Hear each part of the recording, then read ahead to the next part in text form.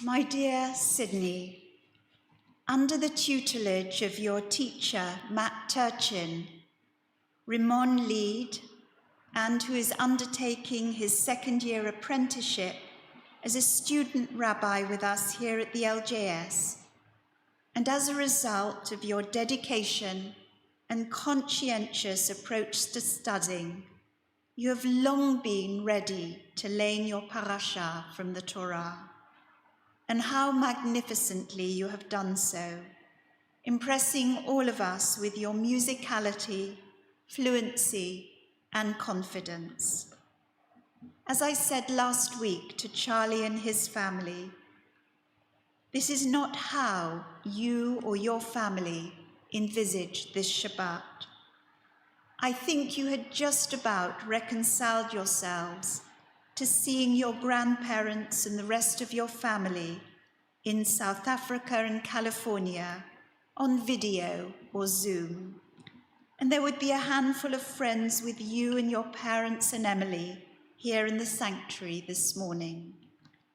But as we went down into the second lockdown and places of worship were closed to everyone except officiants, sadly, even that wasn't able to happen.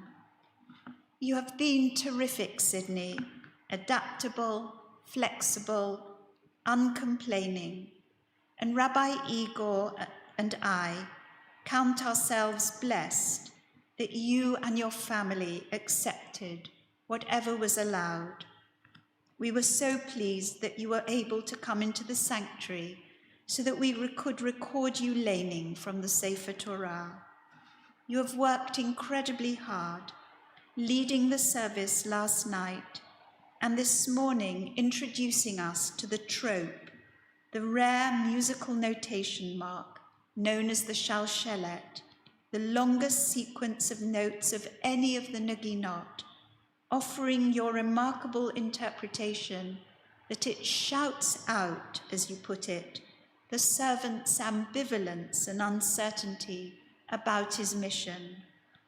The way you connected this uncertainty to our own circumstances today was inspired and reflects your own thoughtful and particular reading of this Torah portion. Last Shabbat, the Jewish community, indeed the world, lost one of its spiritual and intellectual luminaries, Rabbi Jonathan Sacks, Zichrono Livracha, of blessed memory. Born in 1948, Lord Sacks, as he later became, served as the chief rabbi of the United Hebrew Congregations of the Commonwealth from 1991 to 2013, was the author of 30 books, and became a fluent and charismatic orator, not only for his own constituency, the modern Orthodox world, but to the non-Jewish world as well, through his broadcasting, teaching, and publications. He was the first member of his family to go to university, where he read philosophy at Cambridge, and it was there that he was inducted into what he describes in his book, The Great Partnership, as godless philosophy. Far from disabusing him of his own faith, he writes that it cleared the garden of religion from the covering of weeds that was disfiguring the lawn and hiding the flowers. Sacks writes in a lucid and fluent prose, and in a chapter which records his own religious journey from philosopher to rabbi, he dismisses one by one, with a deftness that often eludes other academics, the atheist philosophers who had abandoned faith at the portals of academia, among them his own doctoral supervisor, Sir Bernard Williams, and A.J. Ayer, who, he said, and I quote here, consigned the entire worlds of aesthetic and moral judgment, metaphysics and religion to the waste paper basket, on the grounds that they consisted of statements that could not be conclusively verified and were therefore meaningless.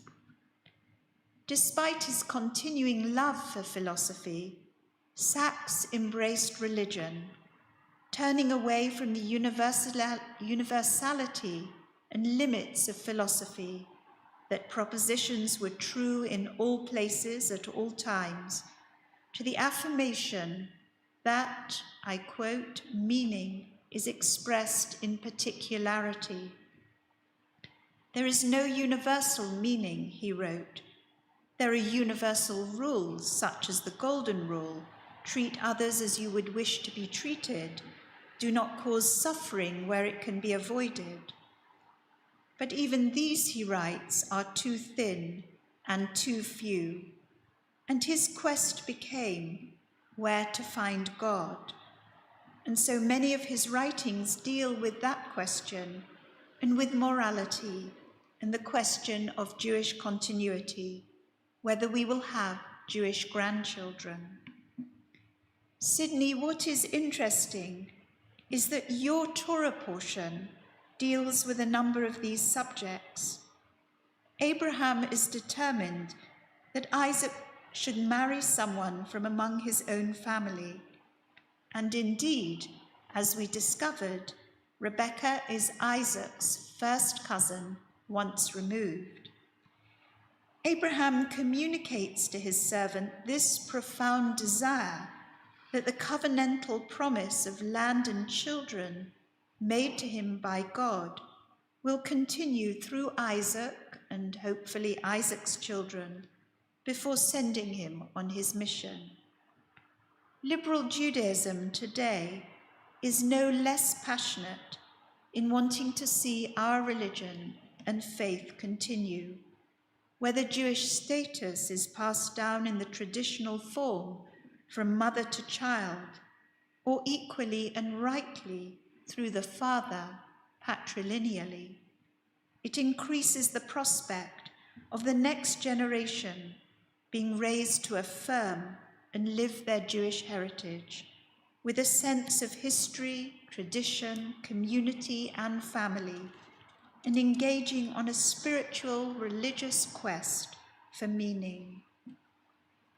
Coming back to your Torah portion, Sydney, I'm fascinated that the prayer uttered by Abraham's servant, a man whom we must assume was a Canaanite slave, is addressed to Adonai Elohei Adoni Avraham, the Eternal One, God of my master Abraham.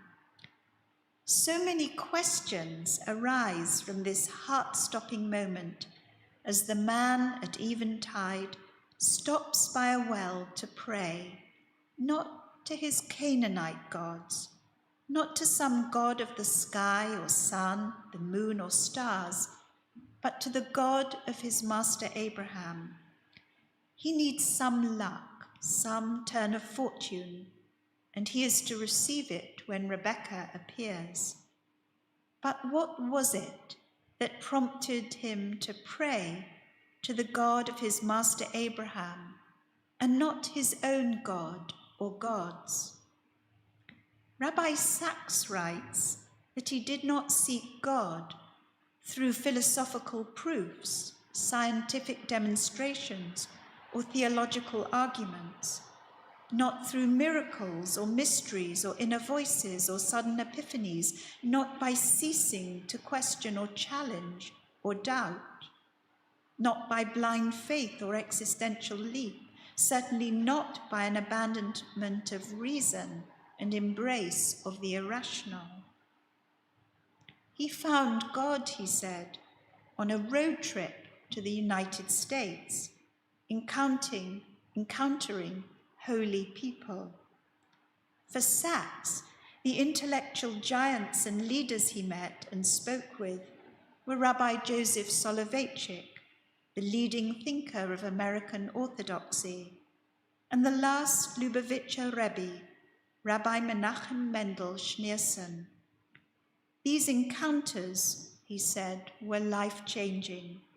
One inspired him to think, the other to lead.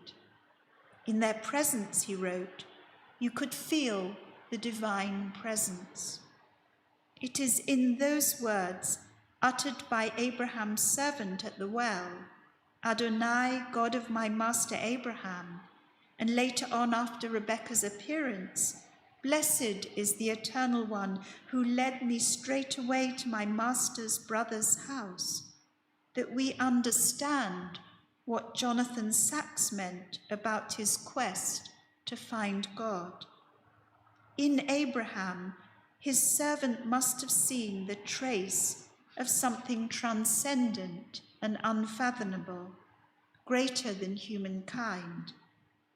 How did the servant understand Abraham's journey away from family and homeland, his argument against God at Sodom and Gomorrah, his obedience to God to offer his much-loved son as a sacrifice?